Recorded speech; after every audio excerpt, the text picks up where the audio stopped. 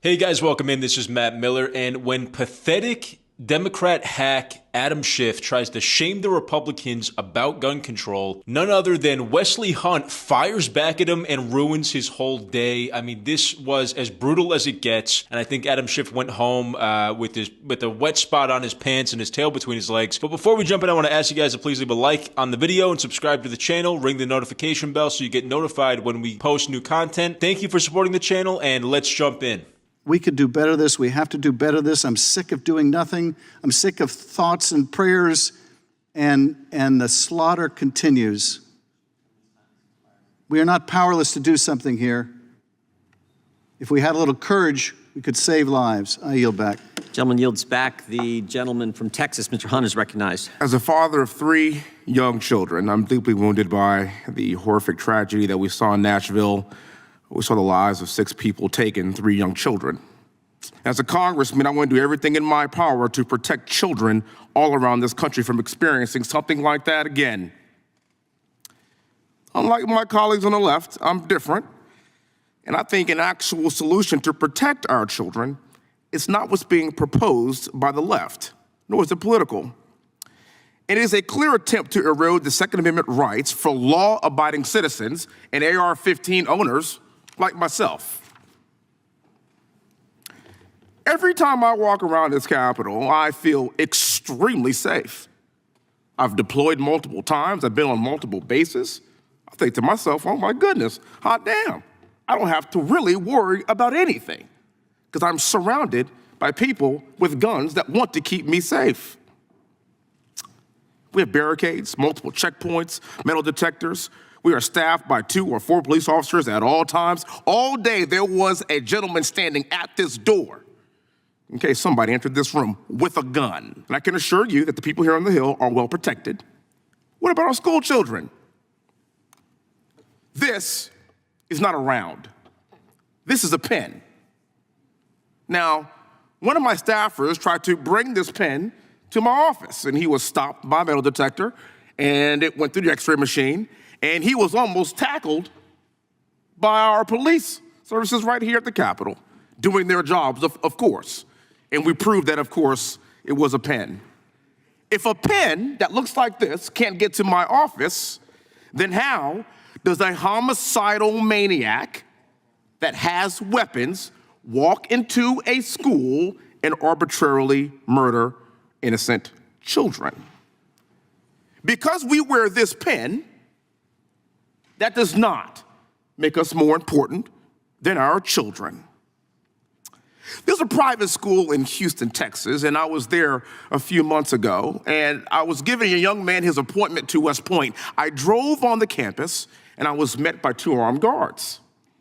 There were parking places that were just for visitors, and they had even more armed guards beyond that. I felt very secure as I drove onto this school. The headmaster or head of school, she met me in the front, and I said, "My God, ma'am, I feel very secure in this place. What's the secret here?" She said, "Wesley, actually, given my religious beliefs, I hate guns. I don't do guns. But it's my responsibility to keep these young people safe. It's not about how I feel about guns or what I think about them or what I do or don't know. I must keep these children safe because they are the most precious things that we have on this earth." 6% of homicides are at the hands of AR-15s, 60% at the hands of handguns. So if you really want to have an intellectually honest conversation about homicide reduction, you will go after pistols. But you don't do that because you want to go after the AR-15 first to then eventually get to the pistol to disarm Americans to infringe on our Second Amendment rights. I want you to know something. It ain't the gun. It's the homicidal maniac. The deadliest days in this country, 9/11, not a single shot was fired. Timothy McVeigh, fertilizer, Oklahoma City. The Boston Marathon, pressure cookers, not a single shot was fired. I know what war looks like, but what I do want to say is we have got to agree we can all protect our children and we should not be protected more than them. And I yield back. Wesley Hunt said it absolutely perfectly. This is exactly how we need to respond when the Democrats try to shame us out of our gun rights.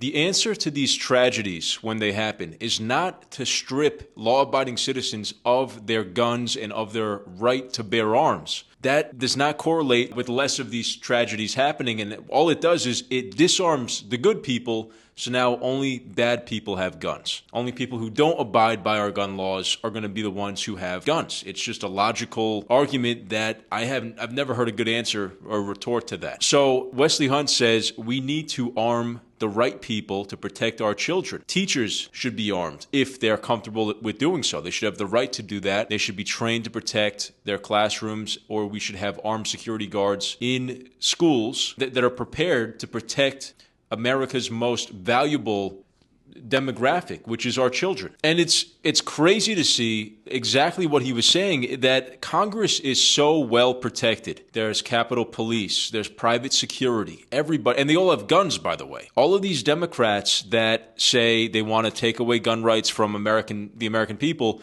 they have dozens of people at all times surrounding them with guns, ready to use guns to defend them. It's the most slap-to-the-face hypocrisy that I've ever seen. And we got to let's cut through the BS here.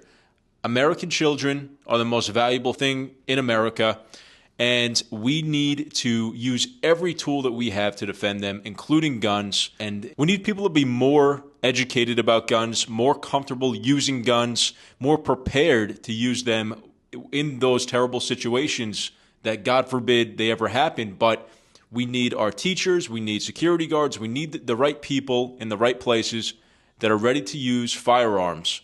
And that is a real solution that would actually have tangible benefits when it comes to these tragedies that happen all across the nation. And I'll also say that, the Democrats, they have a bigger agenda here. They're trying to capitalize on these tragedies as moments in time where they can sway the American consciousness against the Second Amendment. And it's really terrible to see. It makes me sick. But they're trying to undermine the Second Amendment at these vulnerable points in time where the American populace is so saddened by what happens when we have these school shootings or mass shootings, public shootings, where a lot of people are killed, unfortunately. And they try to tug at the heartstrings and take advantage of that. But here's the thing. Our founding fathers did not put in the Second Amendment just so that ordinary people could defend themselves from maniacs, from thugs, from criminals. I mean, that's definitely a very important function of the Second Amendment. People, there's the famous saying, when seconds count in a tragedy like this, the police are only minutes away.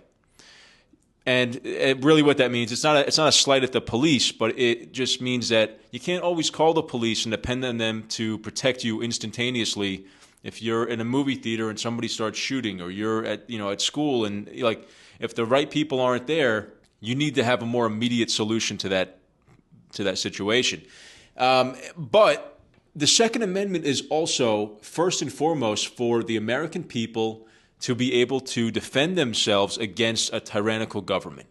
Because if you look back and actually understand human history and the history of civics and government, we always see the deterioration of what at one point in time would be a more fair and egalitarian form of government, sliding to totalitarianism and overreaching governments, tyranny, and there's always bad actors that get controlled, they get the reins in government. And the citizenry, the ordinary person, needs to be able to negotiate meaningfully with their government in order for democracy and egalitarianism and freedom to maintain itself.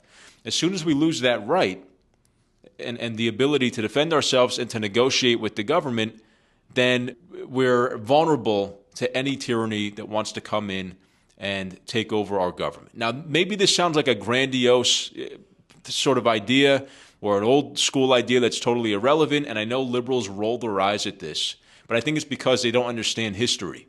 They don't look at going back to the Roman Empire, through the Middle Ages, through the 20th century, where governments, they start out, they have this big plan like the Soviet Union, and it always quickly slides into tyranny. And if we think that we're an exception to that could never happen in America, I mean, just look around. I think people realize now more than ever how real that possibility could be. And really the one answer to that, the only thing that could ever protect us from sliding into tyranny, is the ability for us to keep and bear arms and to use those arms to keep the government at bay. Because even, and I think Joe Biden famously had a response to that, or some kind of argument against that, where he said, well, you're going to need you're going to shoot down an F-15 or a nuclear bomb. Like the government can nuke anybody that it's fighting against. First of all, the government's not going to nuke its taxpayers. That's going to be a big problem for them.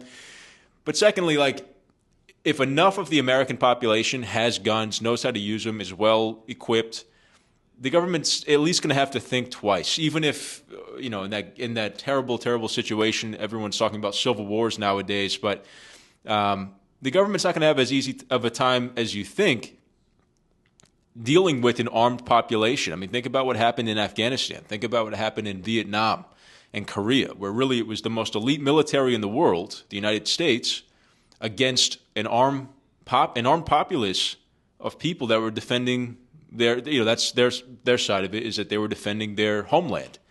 And they were using 30-year-old Soviet broken AK-47s and booby traps and stuff in the jungle. And they were able to basically stave off the most elite military in the world because they were an armed populace. I think that actually those Cold War, proxy war situations and how difficult it was for the American military to deal with is a great example of how the Second Amendment is supposed to work and how it would work if that situation came about. So I don't want to go on too long here, but thank you guys for supporting the channel. If you liked the video, please leave a like and subscribe to the channel. Ring the notification bell so you get notified when we post new content. Thank you so much for watching, and I'll see you in the next video.